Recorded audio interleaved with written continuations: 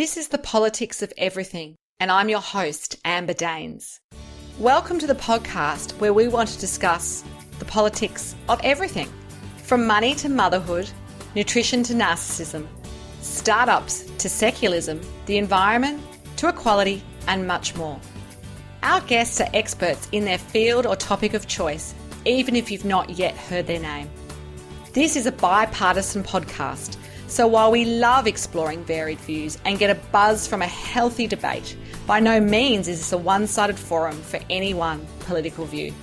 So please listen up and enjoy the politics of everything.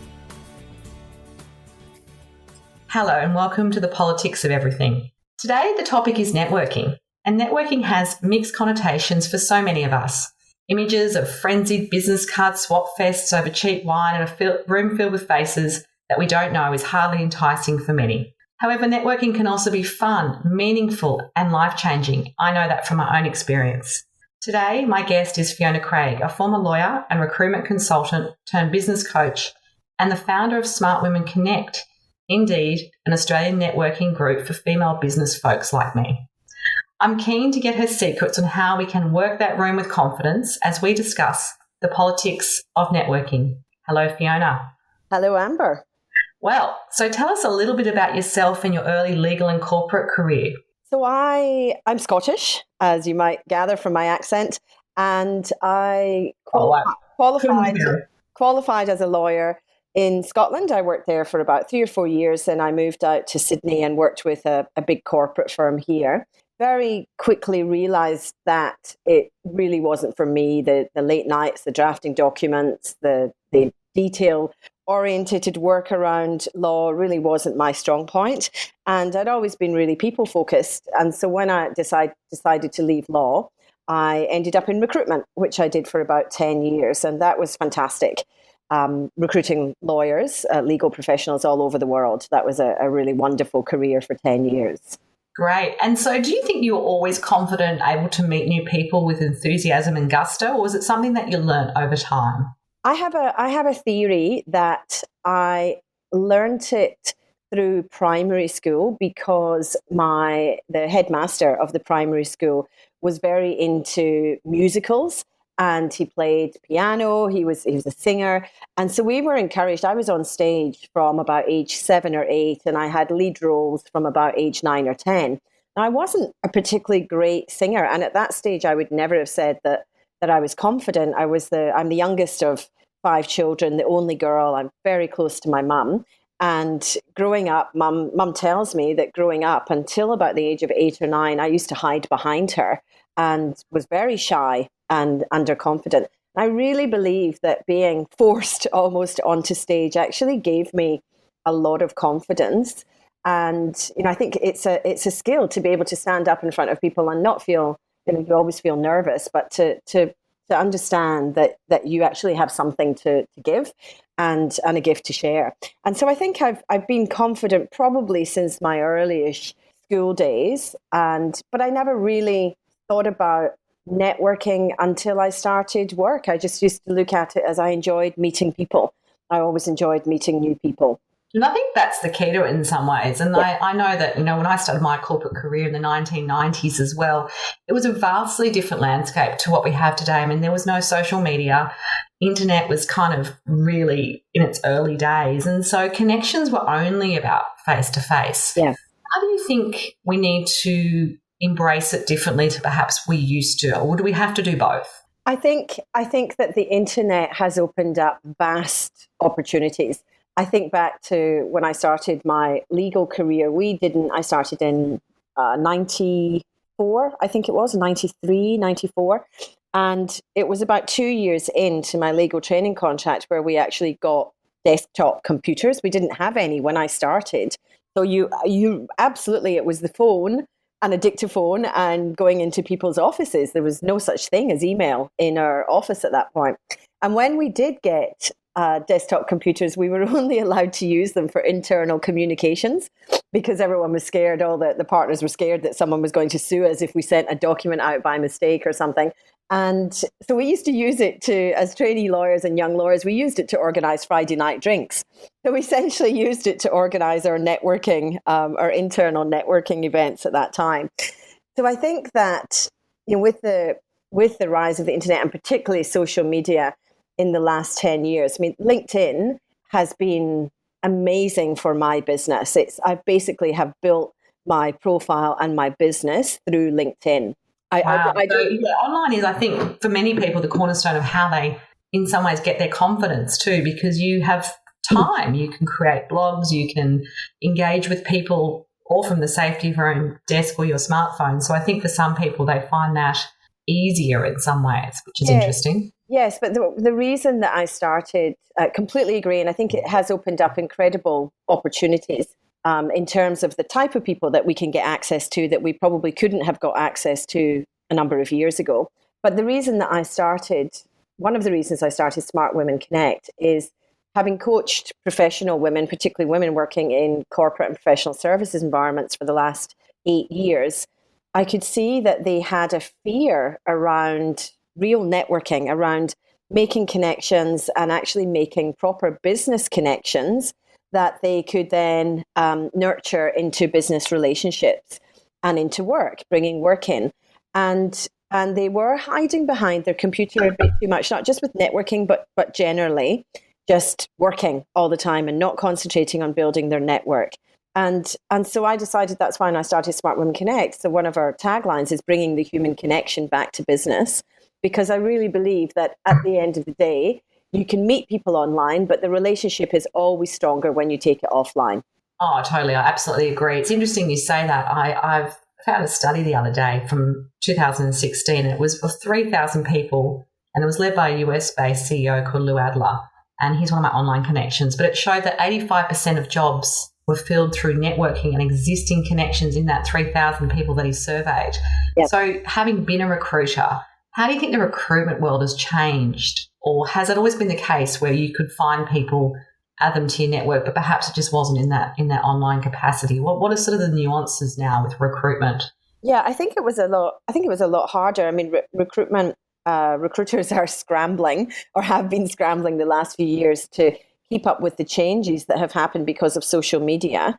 Now, a lot of organizations are hiring internal recruitment teams and doing a lot of the recruitment themselves rather than using agencies, because it's a lot easier for them to find people and to create a pool of talent through social media.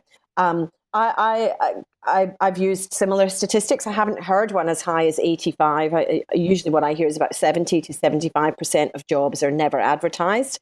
And, they either go through to someone who's already in the organization or through a network. It's something when I'm doing career coaching with women, it's a big part of my job search strategy for them, is really looking at who's in your network, who are your connectors, first of all. So who are the people in your network who just know people and who are willing to connect and actually don't know how to do anything else but connect? And how can you actually leverage the people that are already there within your network, both in a physical sense and to create new online connections as well? So I think that internet and social media has opened up opportunities for people, because we can connect with people that we don't necessarily know, or that are 2 or 3 degrees separation from us. That opens up different opportunities within other organizations that we might not have had access to previously. Absolutely. So personally, do you enjoy networking? I know it's your livelihood, but, what makes it so appealing for you personally? There must be times where, you're not feeling that sort of upbeat, or you've sort of got other things happening in your life. How do you get into that networking mindset personally? I love hearing people's stories, Amber. I've always been fascinated by why people, not just what people do, but why they do what they do. So one of the first questions I always ask someone when we find out what they do is, how did you end up doing that? How did you get into that? Why did you do that? I'm just always been fascinated with why people do what they do. So I look at networking. I haven't looked at networking as business building, I suppose, for quite some time now, because when I did approach it like that. I remember when I started my own business and coaching business, and I'd go along to quite a few networking events. I was part of, a weekly networking group as well. And I remember not getting very much out of it in terms of business. And I look back at that and I think now it's because I was approaching it from the angle that I was looking for business. So now what I encourage my clients to do, and what we encourage through Smart Women Connect, and what I do is I just concentrate on connecting with people, have a conversation with them, talk about work, yes, talk about business. I'm all about getting women, particularly women, talking more about business, but they're a human being at the end of the day. Ask them questions, ask their stories, share a bit of yourself and they'll share back. And sometimes you click and you meet, you have this real click with someone. It's happened to me a couple of times recently, where we're like best friends after one breakfast. We've just got this real connection. And then other times you might not click and you might not see that person again. But I look at every conversation that you have is valuable or potentially valuable.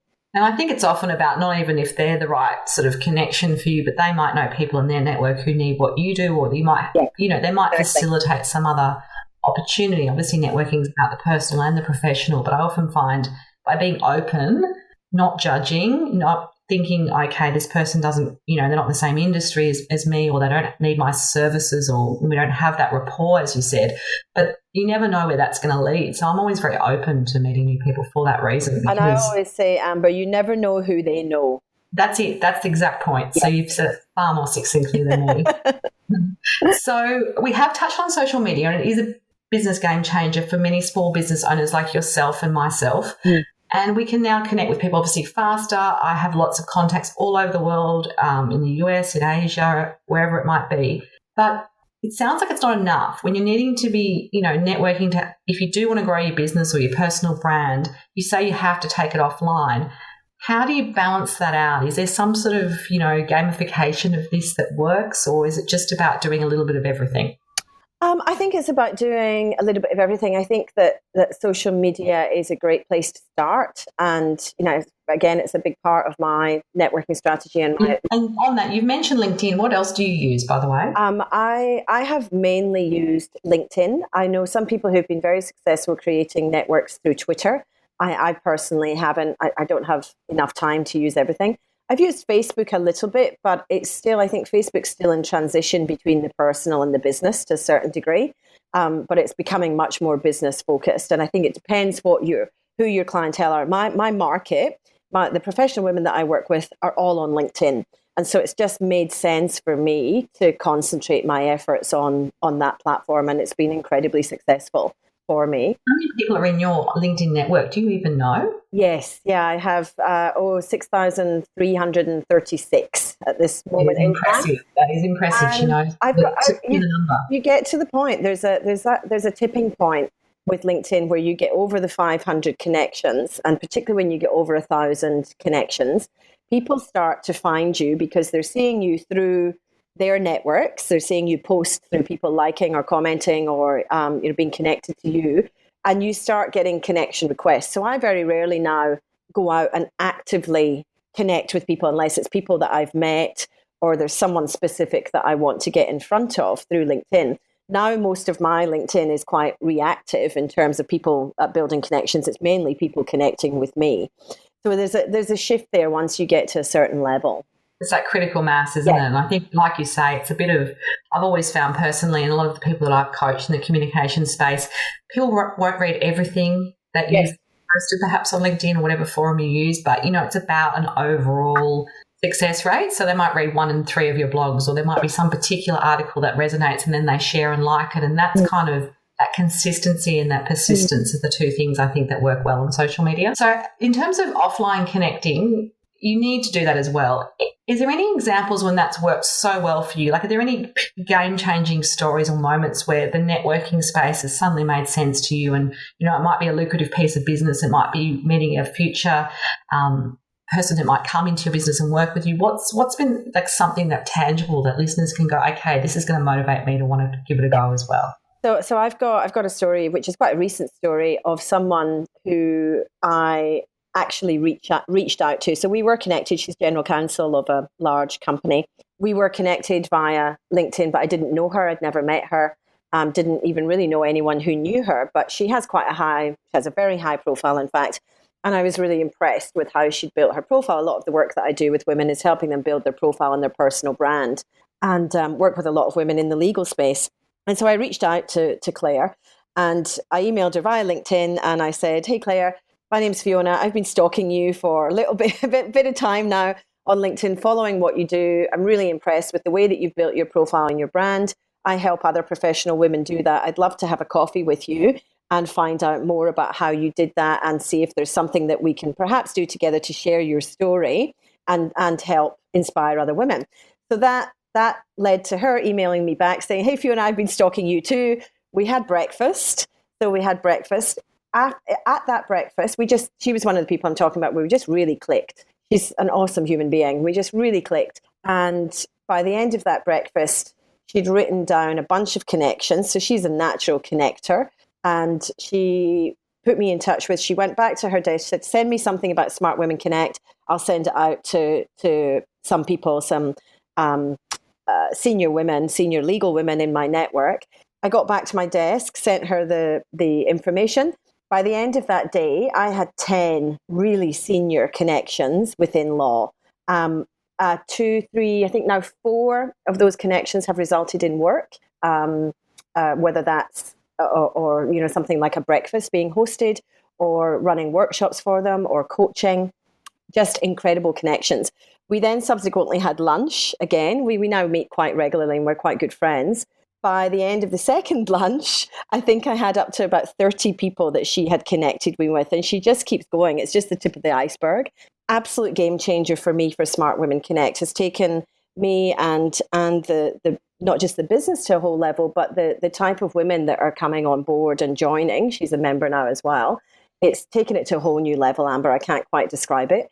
That's incredible. I'm just getting goosebumps hearing that story, because I know that feeling when someone sort of really validates you. And if you hadn't reached out to her online, this wouldn't have happened. And then you obviously took it offline and you had a connection, but she also saw the value in what you were doing. Exactly. So I think it's about that mutual respect as well. I think that's the thing with networking. It's not about what can I get just from you, but you're obviously offering something she sees as valuable for her connections and her senior women that have now come into the fold. Yep, that's exactly right. So just phenomenal story, and a little bit of, I don't really have much in the way of shame anymore. I just say I've got no shame. I'll get in touch with anyone, pretty much. But I really, that really positive story of just reach out. You never know what might come out of it. Interesting. I love it.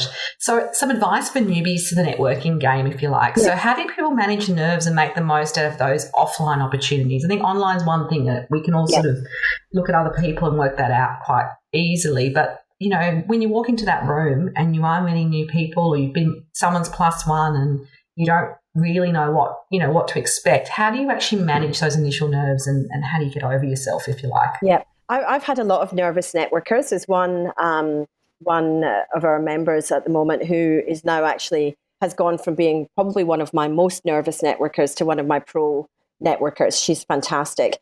And she's done it in her own way. She's quite introverted, quite shy. It's been just so rewarding watching her grow through the group. And I think a couple of keys, try and find a safe environment. If you're getting started, and that's one of the things we love about Smart Women, it's a safe, warm environment where you're not going to be judged. The women are all there for the same reason. They're really friendly. Try and find an environment like that that's not going to be too daunting to start with, because it's just about getting yourself out there and actually practicing having conversations with people and engaging with people. So the better the environment, or the safer you feel in that environment, the more likely you are to put yourself out there a bit more, if that makes sense. So sort of start slowly. So just remember that networking doesn't have to be all about big groups. If you are a bit of a nervous networker or slightly more introverted, then you can start with smaller groups, or even start with one-on-one. Coffee with someone is as good networking as being in a big group of people. Do what suits you and your personality, but then be mindful of pushing yourself beyond your comfort zone as well, because that's how we grow best.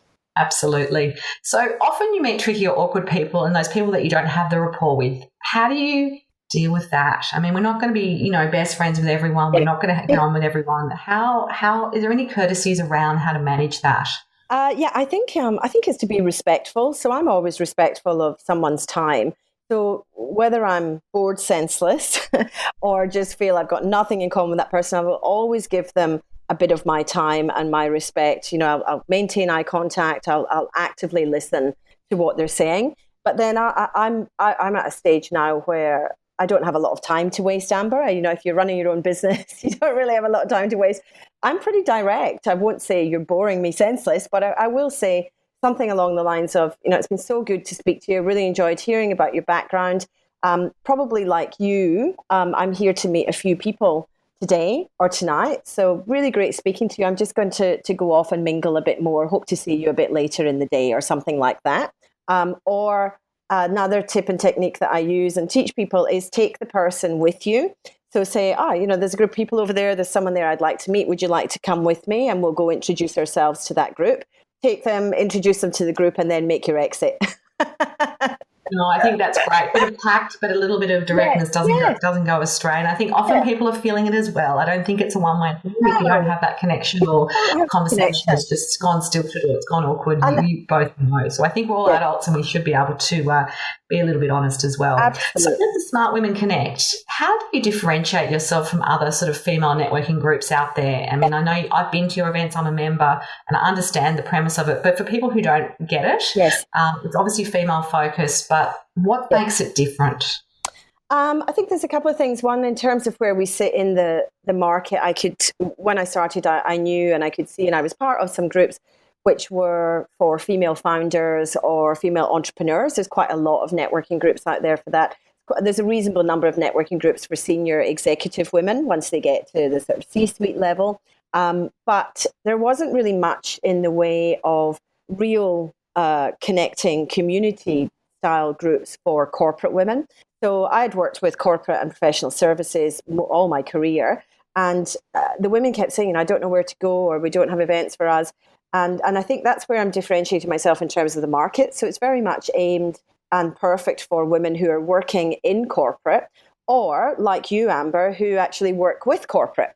So if you're running your own business and it's corporate clients that you're looking for or it's corporate people that you're in front of, so long as the women coming in understand the corporate environment and they've worked with or do work with corporate in some way, then that's really where our sort of market sits, if that makes sense. Your sweet spot. Yeah, no, it totally makes sense. And do you have a critical number that you'd like to grow it to, or is it sort of not about that? Look, it's not about that. So the big part of it for me is a couple of things. One is our events are really, and I think you would testify to this, our events are really lively. So our signature event is a breakfast, smart breakfast, which is a combination of learning through a great keynote speaker, but I make sure the women have time for connecting and facilitate the networking. We have music going. They're really fun. I've been to so many events where you see people's eyes just glaze over and they can't wait to get out of there to get back to work. By the end of our breakfast at 9 a.m., we have to kick people out of the breakfast at 9:30 because there's still a huge cohort of them standing around chatting and getting to know each other because they've made some really, really good connections. So I think that's one area we're really differentiating ourselves as well. And I forgot the question. You asked a question. Just the idea of, what makes you different and what are people, do you have a critical number? Is it about how many members you got now? Is it about being global? I mean, what's your sort of vision for Smart Women? No, my vision isn't global. So as I said earlier, one of the strap lines is bringing the human connection back to business. I pride myself on the fact that I know every single member. We talk to every single member. You can't just join. It's membership based. You have to speak to either myself or Amanda, who works with me. And, we make a decision as to whether that person is right for the group and whether the group is right for them. I would like to continue to manage to have that sort of ethos because I think so far what we're seeing is a very high quality of women with different backgrounds, but who are all in it for the same reasons. There's not people there just to take. Everyone's there to give and take. And that's really vitally important to me, that the integrity of the community stays really strong. So that might limit it in terms of numbers. I'm okay with that. I'm all right with that because for me, it's about the quality of the connections that people are making. And one of the differentiating factors at the moment is I can have a conversation with you, Amber, and sit down with a list of the members in front of me and say, right, Amber, you should go and connect with X, Y, and Z people because I know them and I know their business, and I know that they'd be good connections for you. And I think that's a really valuable element that we bring to Smart Women Connect that a lot of bigger groups probably don't have. No, I think that's absolutely true. A bit of a gendered question here. Obviously, Smart Women Connect, by the title and what you've shared, is all for women. In your experience, do men and women network differently, and how is that so? And beyond that, what can we learn from each other? I mean, I think it's about, we live in a co-ed world, so Yeah. The reality is we do business with both men and women, generally speaking. Yeah. What do you notice about the differences between the way men and women network? I've had a lot of people ask me, why is it Smart Women Connect? Why is it not mixed? And my experience is that there are conversations that women will have in a room that's full of women that they won't have if men are in the room. Whether you're talking about a training room or a networking room or a breakfast, there's an openness and there's a willingness to share some of the challenges. And don't get me wrong, Smart Women Connect, as you know, Amber, is definitely not a whinge fest. It's incredibly positive. But there are challenges that women face in business and continue to face in business. And I think bringing them together allows them to share those challenges without feeling that they're being either judged or having to temper or in some ways, not say what they're really thinking. Do I think men and women network differently? I think it's I don't think it's necessarily a gender thing. I think it's an individual thing. I think some people just are good at meeting people, are good at building rapport, whether that's male or female. I'm not going to go out there and say I think men and women are different or better. I get a lot of women saying to me that they believe that men network better. I don't necessarily believe that they do. I think that what they do though, is they just accept that it's an innate part of their business life and that they not only should they be doing it, but they just accept that it's part of what they have to do. Whereas I think for a lot of women, they're still in what I call the wombat phase, which is head down, bum up, working really hard, but not focusing on having a strategic network around them. So I think men, if anything, might be a bit more strategic in terms of who they surround themselves with within their network. I think that's great, and I think that's really true. And I must admit, when I do see men networking, I think it's some of the things that I've learned anyway from the men. As I've been doing it often longer. A lot of women, it's quite a new thing. They might have taken time out of their career for caring responsibilities, or they just might have been in a corporate for a long time where they haven't really thought, like you say, about looking up and seeing who's out there. But men will just do it. They'll often chat about their hobbies and their golf and sport. I mean, I'm being very cliche here, but it does build rapport beyond what's happening maybe in that boardroom or, what's happening in the business. And I think human connection, no matter who you are, is still really, really important. Yes, so absolutely. I think that's great advice. So I always ask my guests two final questions. And the first one is, do you have any special mentors, and they may not be famous people at all, or inspirational people that have guided you? And if so, what have they taught you about success, business and life? There's a few people. One I would say is my mum. I love my mum, but I didn't come from a professional family. I'm from a very working class background, but quite entrepreneurial. My dad and my mum started a trucking business. So I'm the daughter of a truck driver. My brothers have gone on to run that business, and one of my other brothers runs an incredibly successful demolition business, and they all live still within a mile radius of where we grew up. I'm still the only one to never mind leave Scotland, but leave the hometown. Mum inspired me because she raised a family of 5. They didn't have a lot of money. Everything went into the business, and yet we never wanted for anything. She never complained. She worked really hard and instilled a really strong, both mum and dad have instilled a really strong work ethic in me, but also, I guess, a business ethic in the sense that I never questioned whether I could have my own business or not because I'd grown up with mum and dad doing it. And so it was always really easy for me to think, well, mum and dad and all my brothers run their own business. Why wouldn't I? It just didn't even cross my mind.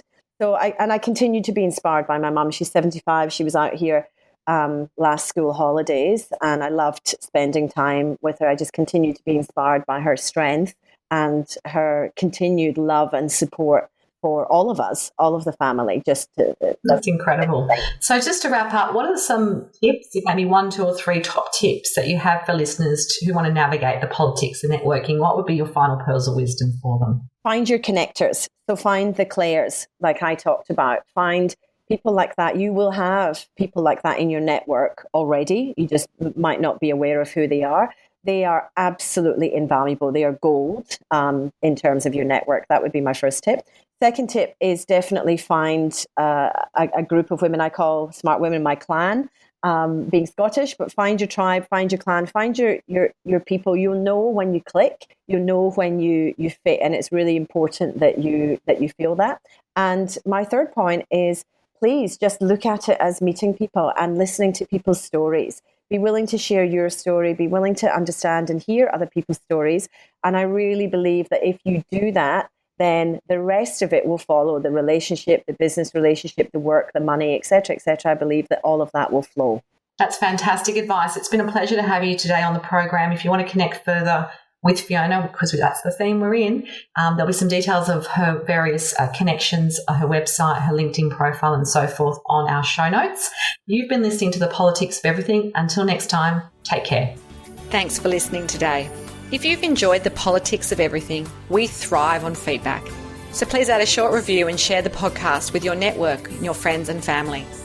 I'm also always on the hunt for fabulous new guests, so if you've got a view to share and an idea how to get our listeners excited, please email me at amber@bespokecomms, that's BESPOKECOMMS.com.au, and we'll be sure to get back to you. Until next time.